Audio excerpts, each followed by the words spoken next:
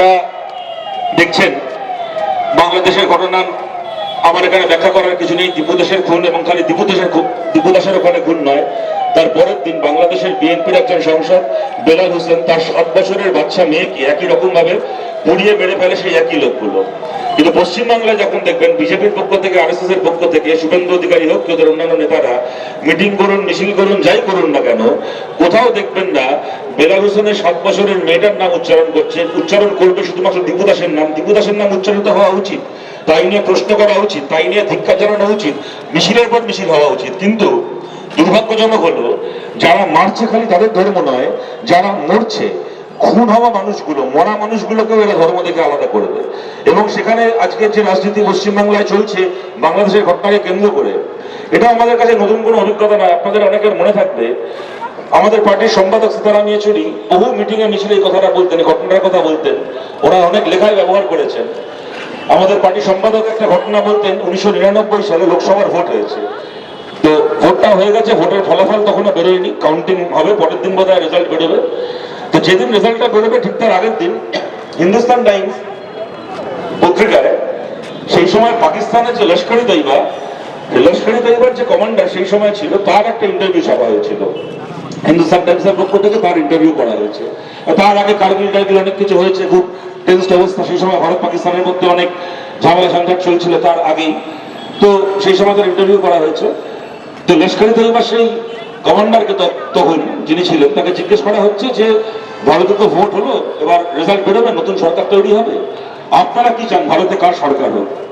তো সে এক কথার উত্তর দিচ্ছে যে কেন, আমরা চাই বিজেপি সরকার হোক।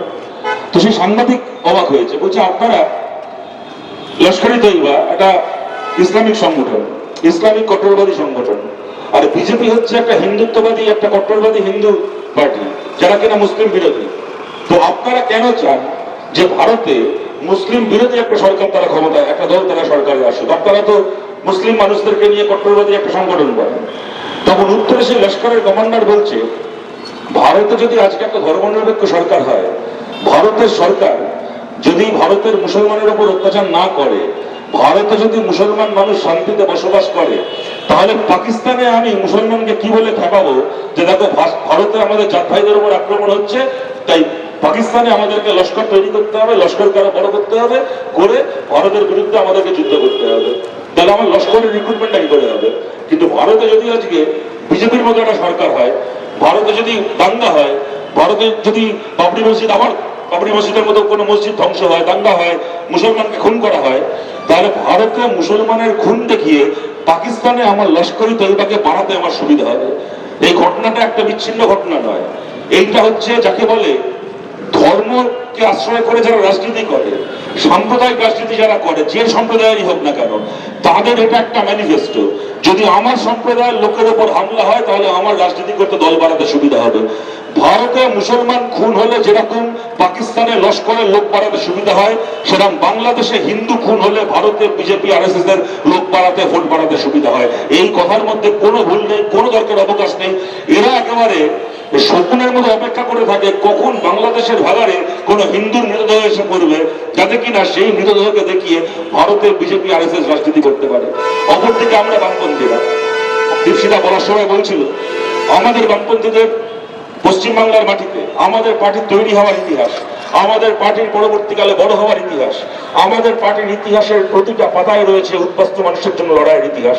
এই যাদবপুর টালিগঞ্জ থেকে শুরু করে গোটা পশ্চিম বাংলায় যেখানে যেখানে উদ্বাস্তু কলোনি, যেখানে যেখানে উদ্বাস্তু মানুষ, ওপার বাংলা থেকে আসা মানুষ, সে 40-50-এর দশকে হোক, 70-এর দশকে হোক, তারপরেও হয়ে যাক না কেন, যেখানে যেখানে ভারতে উদ্বাস্তু কলোনি রয়েছে, ওই কলোনির প্রতিটা ইটে কমিউনিস্ট পার্টির উদ্বাস্তু আন্দোলনের নাম লেখা রয়েছে। আজকে যেখানে আমরা এই গাঙ্গুলি বাগান মনে দাঁড়িয়ে এখানে মিটিং করছি, এখান থেকে কয়েক পা দূরে নেতাজি নগর, ওই নেতাজি নগরে আপনারা জানেন কমরেড দুলাল দাস 18ই এপ্রিল, আমার তারিখটা খুব ভুল না হলে, 71 সালে, তখন বাংলাদেশের মুক্তিযুদ্ধ চলছে, বাংলাদেশের মুক্তিযুদ্ধের সমর্থনে গণসংগ্রহ করতে গিয়ে এখানে কংগ্রেসের হাতে খুন হয়েছিলেন আমাদের পার্টির কমরেড ছিলেন দুলাল দাস।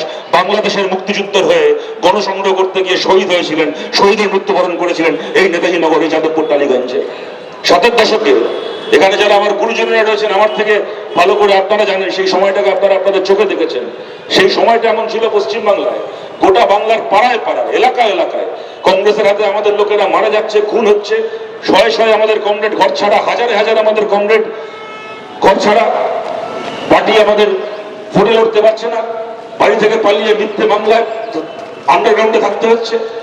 চাপ চাপ রক্তের মধ্যে প্রত্যেকটা পাড়ার মোড়ে আমাদের কমরেডদের নাম লেখা শহীদ বীর তৈরি হচ্ছে।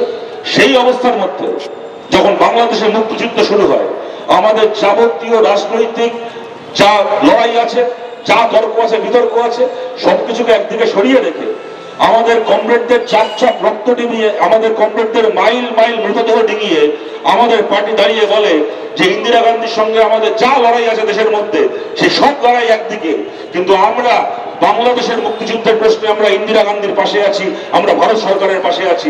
পাঠান আপনি ইন্দিরা গান্ধী, ভারত সরকারের পক্ষ থেকে ভারতের সেনাকে আপনি পাঠান বাংলাদেশের মাটিতে, বাংলাদেশকে পাকিস্তান থেকে মুক্ত করুন। আমরা পশ্চিমবাংলার, আমরা ভারতের কমিউনিস্টরা এই প্রশ্নে ইন্দিরা গান্ধী সরকারের পাশে আছি। ইন্দিরা গান্ধী সরকার সিদ্ধান্ত নেন বাংলাদেশে সেনা পাঠান। বাংলাদেশে সেনা পাঠালে গিয়ে কি হয়, এখন যেরকম ওই পেহেলগামের পরে অপারেশন সিন্ধু হচ্ছিল, পাকিস্তানে পাঠানো হয়েছিল ভারতের এয়ারফোর্সকে পাকিস্তানে জঙ্গি ঘাটে ধ্বংস করতে, আমেরিকা থেকে একখানা ডোনাল্ড ট্রাম্পের ফোন আসলো। ডোনাল্ড ট্রাম্পের ফোনে বাপ্পা বলে মোদি ভারতীয় এয়ারফোর্সকে ফিরিয়ে নিল। এরকম আমেরিকা থেকে এরকম হস্তক্ষেপ 71 সালে হয়েছিল, সেইবার ফোন আসেনি। আমেরিকা থেকে সেইবার একটা ফোন আসেনি। আমেরিকা থেকে সেইবার সপ্তম নৌবহর এসেছিল, একেবারে ওরা আর্মি ফ্লিট, নেভি ফ্লিট পাঠিয়েছিল, নৌবহর পাঠিয়েছিল ভারতকে আক্রমণ করার জন্য। যে ভারত যদি পাকিস্তানের উপর হস্তক্ষেপ করে, ভারত যদি বাংলাদেশের মুক্তিযুদ্ধের পাশে দাঁড়ায়, তাহলে আমরা আমেরিকার পক্ষ থেকে পাকিস্তানের হয়ে ভারতকে আক্রমণ করব। কিন্তু সেই দিনের পৃথিবীর সঙ্গে আজকের পৃথিবীর তফাৎ। আজকের পৃথিবী দ্বারা সোভিয়েত ইউনিয়ন নেই, সেই দিনের পৃথিবী দ্বারা সোভিয়েত ইউনিয়ন ছিল।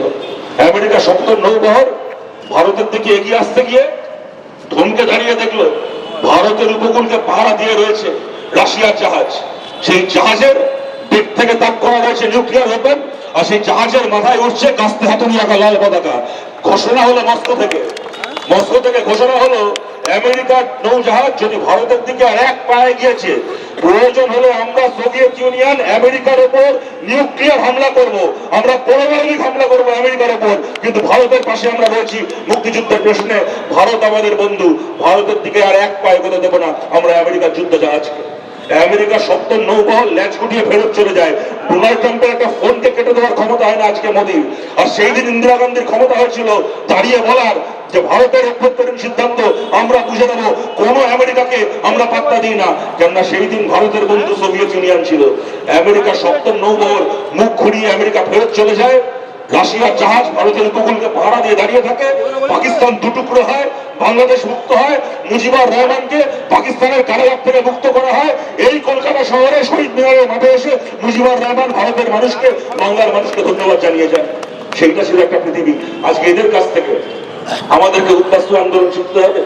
যেটা যে প্রশ্নের কথা বলছিল, আমাদেরকে প্রশ্ন করা হয় বাংলার আজকে যে উদ্বাস্তু পরিবার রয়েছে তাদের যন্ত্রণার স্মৃতিকে, তাদের পূর্বপুরুষের আঘাতকে খুঁচিয়ে দেওয়ার জন্য জিজ্ঞেস করা হয় তোমরা কেন পালিয়ে এসেছিলে বাংলাদেশ থেকে? হ্যাঁ, তারা পালিয়ে এসেছিলেন কারণ বাংলাদেশের ইসলামিক মৌলবাদীদের হাতে নাহলে খুন হতে হতো। ঠিক যেরকম দেশভাগের সময় বহু মুসলমান পরিবারকে পাঞ্জাব ছেড়ে, গুজরাট ছেড়ে এবং এই পশ্চিমবাংলা ছেড়ে পালিয়ে যেতে হয়, কেন সেই সময় হিন্দুত্ববাদী মৌলবাদীদের হাতে নাহলে তাদেরকে খুন হতে হতো। তার থেকে বড় প্রশ্ন হচ্ছে আমরা কমিউনিস্ট পার্টি যারা করি, আমরা কেন উদ্বাস্তু আন্দোলনকে আজকে এই শ্রদ্ধার সঙ্গে স্মরণ করি? কেন আমরা গর্বের সঙ্গে মাথা উঁচু করে উদ্বাস্তু আন্দোলনকে আমাদের ঐতিহ্য মনে করি, নিজেদেরকে উদ্বাস্তু আন্দোলনের উত্তরাধিকারী মনে করি?